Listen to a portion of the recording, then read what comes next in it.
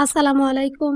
Farzana's recipe নতুন আরও একটি এপিসোড দেখার আমন্ত্রণ আপনাদের সবাইকে। আমি আজকে আপনাদের করে দেখাবো মাত্র 1 কাপ ময়দা বা আটা দিয়ে মিনি সাইজের 32টা মচমচে কলেজা সিঙ্গারা, তাও আবার পারফেক্ট দোকানের মতো করে। তো আমার রেসিপিগুলো যদি আপনাদের ভালো লেগে থাকে তাহলে আমার চ্যানেলটাকে সাবস্ক্রাইব করতে ভুলবেন না, আর আমার প্রতিটা ভিডিওর নোটিফিকেশন সবার আগে পেতে বেল বাটনে একটা ক্লিক করে দেবেন। তো চলুন গিয়ে দেখে নিই মিনি বা শিশু কলেজা সিঙ্গারা তৈরি করার সম্পূর্ণ প্রস্তুত প্রণালী। এখন প্রথমে আমরা সিঙ্গারার ডোটা তৈরি করে নেব। আর এর জন্য এখানে আমি একটা মিক্সিং বোলের মধ্যে দিয়ে দেব মেজারমেন্ট কাপের 1 কাপ পরিমাণ ময়দা। তবে এক্ষেত্রে আপনারা চাইলে প্যাকেটের আটাটাও ব্যবহার করতে পারেন। আর দিয়ে দেব হাফ চা চামচ কালো জিরা, হাফ চা চামচ চিনি, 1/4 চা চামচ লবণ। এখন এই সবগুলো শুকনো উপকরণই খুব ভালোভাবে একসাথে মিশিয়ে নেব। মেশানো হয়ে গেলে এর মধ্যে আমি অ্যাড করে দেব 2 টেবিল চামচ রান্নার রেগুলার তেল। এখন শুকনো উপকরণের সাথে তেলটাও খুব ভালোভাবে মিশিয়ে নেব। মিশিয়ে নেওয়ার পর কিছুটা ময়দার মিশ্রণ হাতে নিয়ে ঠিক এভাবে দলা পাকালেই, যদি দেখেন ময়দার মিশ্রণটা পানি ছাড়াই দলা পাকিয়ে গেছে, তাহলে বুঝতে হবে তেল আর ময়দার মিশ্রণটা খুব ভালোভাবে একসাথে মিশে গেছে। আর এ পর্যায়ে ডোর টাইট ফিট একটা বাইন্ডিংয়ের জন্য এর মধ্যে আমি অ্যাড করে দেব মেজারমেন্ট কাপের 1/3 কাপ নর্মাল পানি। এখন 2 থেকে 3 বারে পানিটা ময়দার মিশ্রণে দিয়ে একেবারে টাইট ফিট একটা ডো তৈরি করে নেব। দেখুন, সিঙ্গারার জন্য ডোটা কিন্তু তৈরি করে নেওয়া হয়ে গেছে। আর এ পর্যায়ে ডোটা আবারও আমরা বাড়িতে রেখে পাতলা একটা সুতির কাপড় দিয়ে ঢেকে একটা সাইডে রেখে দেব 10 মিনিটের জন্য। সেই সাথে সিঙ্গারার ভেতরের কলিজার পুরটা তৈরি করে নেব। আর এর জন্য আবারও চুলার মিডিয়াম হিটে একটা প্যানের মধ্যে আমি দিয়ে দেব 2 টেবিল চামচ রান্নার রেগুলার তেল, 3 টেবিল চামচ পেঁয়াজ কুচি, মাঝারি সাইজের একটা তেজপাতা, হাফ ইঞ্চির 1 স্টিক দারচিনি, 2টা সবুজ এলাচ, 2টা লবঙ্গ। এখন পেঁয়াজ আর আস্ত গরম মশলাটা আমি আবারও কয়েক সেকেন্ড ভেজে নেব। আর কিছুটা সময় ভেজে নেওয়ার পর যখন দেখবেন পেঁয়াজটা নরম হয়ে নেতে এসেছে এবং আস্ত মশলা খুব সুন্দর একটা স্মেল বেরোতে শুরু করেছে, এ পর্যায়ের মধ্যে আমি অ্যাড করে দেব হাফ চা চামচ আদা বাটা, হাফ চা চামচ রসুন বাটা। এখন বাটা মশলা আর ভাজা পেঁয়াজটা আবারও কয়েক সেকেন্ড ভুনে নেব। কিছুটা সময় ভুনে নেওয়ার পর এর মধ্যে আমি অ্যাড করে দেব 1 চা চামচ লাল মরিচের গুঁড়ো, হাফ চা চামচ হলুদ গুঁড়ো, হাফ চা চামচ ধনিয়া গুঁড়ো, হাফ চা চামচ জিরা গুঁড়ো, 1/4 চা চামচ গরম মশলা গুঁড়ো, স্বাদ মতো লবণ। এখন এই সবগুলো মশলা আবারও খুব ভালোভাবে একসাথে কয়েক সেকেন্ড ভুনে নেব। আর মশলাটা যত ভালোভাবে ভুনে নেবেন রান্নার স্বাদ কিন্তু ততটাই ভালো আসবে। কিছুটা সময় ভুনে নেওয়ার পর এর মধ্যে আমি অ্যাড করে দেব 3 টেবিল চামচ নর্মাল পানি, যেন মশলাটা খুব ভালোভাবে কষানো হয়ে যায়। এখন পানি আর মশলাটা আবারও ভালোভাবে মিশিয়ে নিয়ে প্যানে ঢাকনা দিয়ে দেব 2 থেকে 3 মিনিটের জন্য। 3 মিনিট পর মশলার ওপরে কিন্তু তেল উঠে এসেছে, মানে মশলাটা খুব ভালোভাবে কষানো হয়ে গেছে। আর এই পর্যায়ের মধ্যে আমি অ্যাড করে দেব মেজারমেন্ট কাপের হাফ কাপ পরিমাণ ছোট টুকরো করে কাটা কলিজা।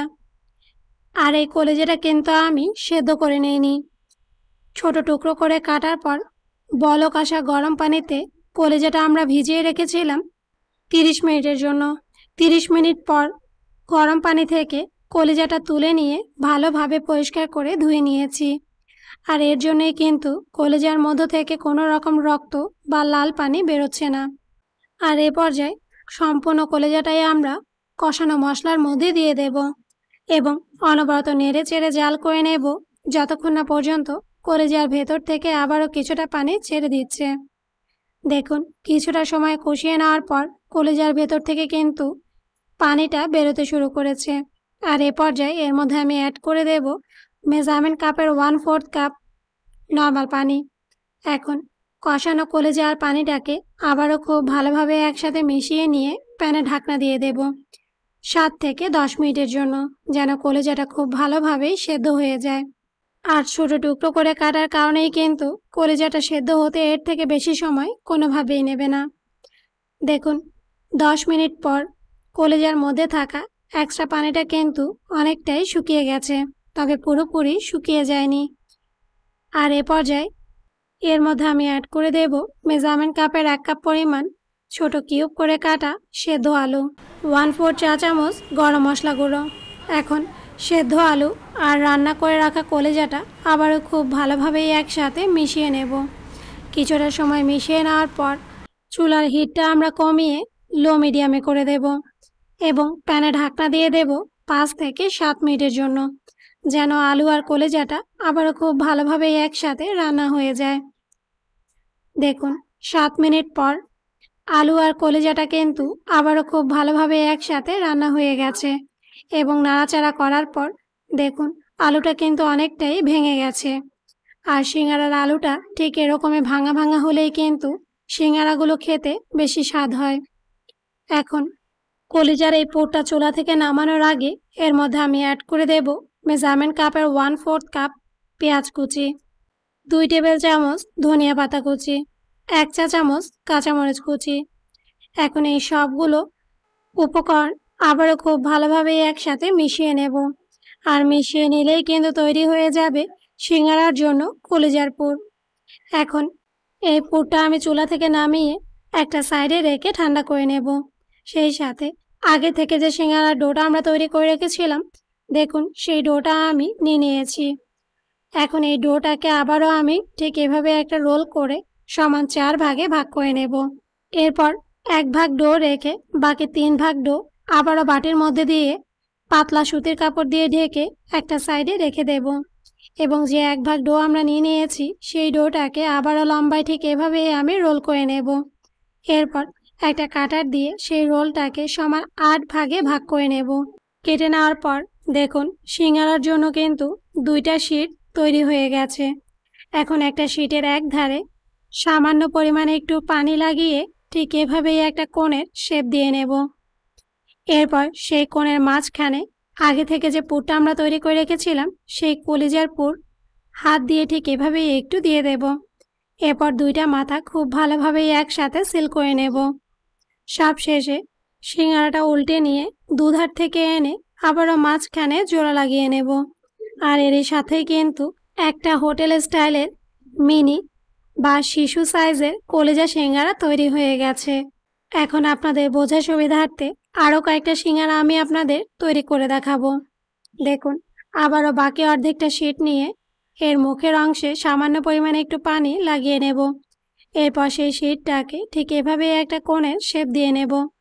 এরপর সেই কোণের মাঝখানে আগে থেকে তৈরি করে রাখা কলিজার পুর দিয়ে দুধার থেকে এনে সিল করে নেব এবং উল্টো পাশ থেকে আবারও একটু বটে নিলেই কিন্তু তৈরি হয়ে যাবে আরও একটা কলিজা সিঙ্গারা। এখন সেমভাবে বাকি সবগুলো সিঙ্গারাও আমরা তৈরি করে নেব। দেখুন সবগুলো কলিজা সিঙ্গারাই কিন্তু তৈরি করে নেওয়া হয়ে গেছে। এখন কিন্তু এই সিঙ্গারাগুলো ভেজে নেওয়ার পালা। আর এর জন্য চুলার প্রিপারেশনে চলে যাব। দেখুন আগে থেকে আমি চুলার মিডিয়াম হিটে পর্যাপ্ত পরিমাণ তেল গরম করে নিয়েছি। এখন এই তেলের মধ্যে সবগুলো মিনি সিঙ্গারাই দিয়ে দেব এবং একটা চামচ দিয়ে উল্টে পাল্টে সিঙ্গারাটাকে গোল্ডেন ব্রাউন কালার করে ভেজে নেব। তবে এক্ষেত্রে অবশ্যই খেয়াল রাখতে হবে তেলের টেম্পারেচারটা যেন কোনোভাবেই বেশি না হয়, তাহলে কিন্তু সিঙ্গারার উপরের পাশটা ফুট পড়ে যাবে। আর তেলের টেম্পারেচারটা যদি ঠিক হয় তাহলেই কিন্তু সিঙ্গারাগুলো দেখতে ঠিক এরকমই স্মুথ হবে। দেখুন কিছুটা সময় ভেজে নেওয়ার পর সবগুলো সিঙ্গারার কালারই কিন্তু পরিবর্তন হয়ে গেছে। আর এ পর্যায়ে একটা তেলের চামচ দিয়ে সিঙ্গারাগুলো আমি তুলে কিচেন টিস্যুর ওপর নিয়ে নেব। আর এরই সাথেই কিন্তু তৈরি হয়ে গেল দারুণ মজার মচমচে মিনি বা শিশু কলিজা সিঙ্গারা। তো আপনারা কিন্তু অবশ্যই মিনি এই কলিজা সিঙ্গারাগুলো বাসায় ট্রাই করে দেখবেন আর আমাকে কমেন্টস করে জানাবেন আপনাদের কাছে এই সিঙ্গারার স্বাদটা কেমন লেগেছে। তো আমার রেসিপিগুলো যদি আপনাদের ভালো লেগে থাকে তাহলে আমার চ্যানেলটাকে সাবস্ক্রাইব করতে ভুলবেন না আর আমার প্রতিটা ভিডিও ফ্রেন্ডস এবং ফ্যামিলির সাথে শেয়ার করবেন। আজ এ পর্যন্তই। আল্লাহ হাফেজ।